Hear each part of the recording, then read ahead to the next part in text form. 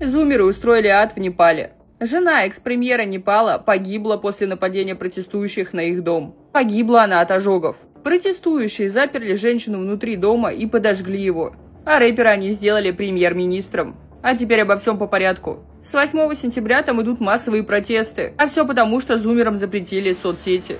Причиной волнения стал запрет соцсетей, которые не прошли регистрацию в Министерстве связи. В их числе Мета, YouTube, Twitter, Reddit и LinkedIn. 8 сентября беспорядки начались в Катманду, а потом и в других городах стартовали массовые акции. Большинство протестующих – это зумеры. Среди жертв уже числится 19 человек и более 500 ранены. Президент Непала подал в отставку на фоне массовых беспорядков. А протестующие зумеры требуют назначить рэпера премьер-министром. Их, видимо, пример с клоуном-президентом ничему не научил.